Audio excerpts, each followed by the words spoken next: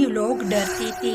لوگوں کا کہنا تھا کہ جب سے رانی چڑیا کی بیٹی لاڈو اسکول سے غائب ہوئی ہے اور رانی پاگل ہوئی ہے، تب سے یہ اسکول عذاب زدہ ہو گیا ہے۔ پیلی اور ببلی بھی لاپتہ ہونے سے پہلے اسکول کے پاس دیکھی گئی تھی۔ ایک دن کبوتر اپنے گھر جا رہا ہوتا ہے کہ طوفان کی وجہ سے راستے میں درخت گر جاتا ہے۔ پھر وہ اسکول کے راستے کی طرف چلا جاتا ہے۔ جب وہ اسکول کے پاس سے گزرتا ہے، اسے ایک آواز سنائی دیتی ہے۔ پھر کبوتر اسکول کے قریب جاتا ہے۔ اتنے میں اسکول اسے اپنی طرف کھینچ لیتی ہے۔ اسکول کے اندر جا کر وہ دیکھتا ہے کہ ٹوٹی ہوئی کرسیاں اور میز پڑا ہوا ہے اور چھت سے پانی ٹپک رہا ہے۔ جب وہ واش روم کی طرف جاتا ہے تو دیکھتا ہے کہ لاڈو چڑیا پیلی اور ببلی چڑیا کا خون پی رہی ہوتی ہے، جسے دیکھ کر کبوتر بے ہوش ہو جاتا ہے۔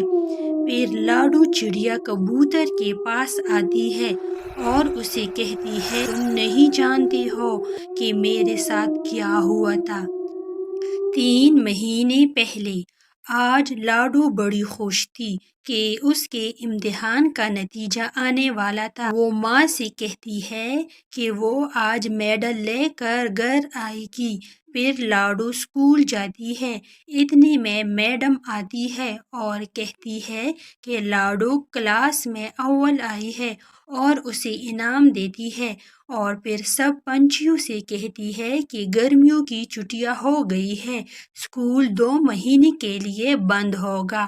پھر میڈم چلی جاتی ہے۔ پھر پیلی اسٹک سے لاڈو کو مارتی ہے اور کہتی ہے کہ تم ہر بار اول کیوں آتی ہو؟ تم اناتھ نے ہمارا جینا مشکل کر دیا ہے۔ اپنے باپ کی جگہ اگر تم مر گئی ہوتی تو اچھا ہوتا۔ جسے سن کر لاڈو رونے لگتی ہے۔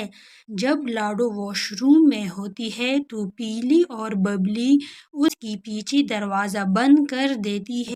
لاڈو بہت چلاتی ہے مگر کوئی دروازہ نہیں کھولتا۔ پھر سب بچے گھر جاتے ہیں مگر لاڈو گھر نہیں آتی۔ اس کی ماں پریشان ہو جاتی ہے اور اسکول آتی ہے۔ اسکول کے چوکیدار سے پوچھتی ہے مگر وہ کہتا ہے کہ اس نے سارے کمرے دیکھ لیے ہیں، اندر کوئی بھی نہیں ہے اور اسکول کو تالا لگا دیا ہے۔ پھر رانی چلی جاتی ہے اور لوگوں سے لاڈو کے بارے میں پوچھتی ہے مگر کسی کو بھی پتہ نہیں ہوتا۔ پھر دن گزرتے ہیں اور لاڈو بھوک کی وجہ سے بے حال ہو جاتی ہے۔ وہ واش روم کی دیواروں پر لکھتی ہے کہ ماں مجھے بھوک لگی ہے۔ ایک دن بھوک کی وجہ سے لاڈو مر جاتی ہے۔ ادھر رانی لاڈو کی وجہ سے پاگل ہو جاتی ہے۔ وہ روز گھر کے باہر بیٹھتی اور ہر گزرنے والے سے پوچھتی کہ کیا تمہیں پتہ ہے کہ لاڈو کب اسکول سے گھر آئے گی؟ پھر لاڈو کبوتر سے کہتی ہے کہ اٹھو، میری ماں سے کہنا کہ میں نے اپنا انتقام پیلی اور ببلی سے لے لیا ہے۔ میرا یہ بیگ میری ماں کو دینا اور اسے کہنا کہ اب لاڈو کبھی بھی نہیں آئے گی۔ اتنے میں کبوتر آنکھیں کھولتا ہے اور اپنی ماں سے پوچھتا ہے کہ وہ کہاں ہے۔ اس کی ماں اسے بتاتی ہے کہ رات کو جنگل میں وہ درخت سے ٹکرا کر بے ہوش ہو گیا تھا۔ پھر اس کی ماں پوچھتی ہے کہ بیٹا یہ بیگ کس کا ہے؟ جسے دیکھ کر کبوتر ڈر جاتا ہے۔ پھر کبوتر وہ بیگ لے کر رانی کو دیتا ہے اور اسے سارا واقعہ سناتا ہے۔ آج بھی رانی بیگ کو لے کر گھر کے باہر بیٹھی ہوتی ہے اور ہر گزرنے والے سے پوچھتی ہے کہ کیا تمہیں پتہ ہے کہ لاڈو کب اسکول سے گھر آئے گی؟ یہ کہانی ہے راجو اور اس کی بیٹی نیلی کی۔ جب سے نیلی کی ماں مر گئی تھی وہ اپنے باپ کے ساتھ گھر میں اکیلی رہتی تھی۔ اس کا باپ ایک بڑی سی کمپنی میں کام کرتا تھا۔ وہ روز صبح دفتر جانے سے پہلے نیلی کے لیے ناشتہ بناتا۔ بیٹا میں نے ناشتہ بنا لیا ہے، کھا لینا، مجھے دفتر کے لیے دیر ہو رہی ہے، میں جا رہا ہوں۔ پھر راجو چلا جاتا ہے۔ نیلی روز صبح اسکول میں دوسرے بچوں کے ساتھ والدین کو دیکھتی تو اداس ہو جاتی تھی۔ ایک روز جب راجو دفتر جا رہا ہوتا ہے تو نیلی کہتی ہے، بابا آج آپ میرے ساتھ اسکول چلیں، دوسرے بچوں کے والدین بھی آتے ہیں۔ جس پر راجو کہتا ہے، بیٹا تمہارا باپ ایک بڑی سی کمپنی میں کام کرتا ہے، ان کے والدین فارغ ہوں گے جو اسکول آتے ہیں۔ یہ کہہ کر راجو چلا جاتا ہے اور نیلی اداس ہو جاتی ہے۔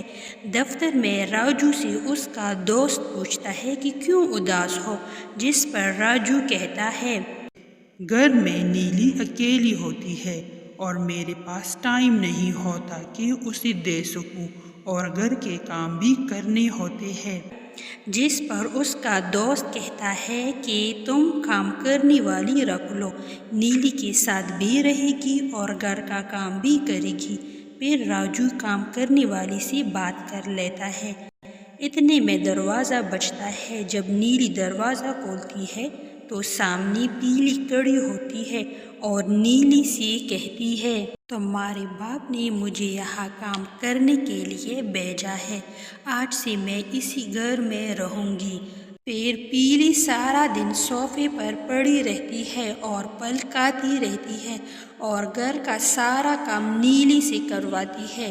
پھر ایک دن نیلی اپنے باپ سے کہتی ہے کہ مجھے آپ سے بات کرنی ہے، جس پر راجو کہتا ہے، بیٹا دیکھ نہیں رہی ہو کہ میں کام کر رہا ہوں، جب میں فارغ ہو جاؤں گا تو بات کریں گے۔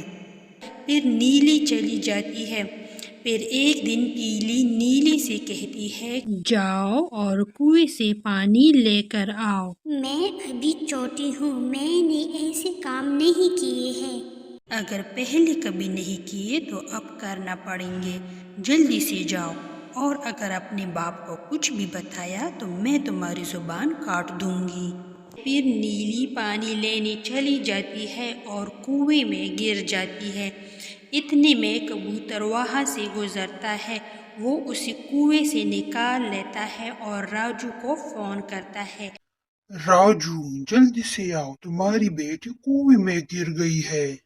پھر راجو جلدی سے آتا ہے اور اپنی بیٹی کو مرا ہوا دیکھ کر رونے لگتا ہے۔ پھر پولیس آتی ہے اور پیلی کو پکڑ کر لے جاتی ہے۔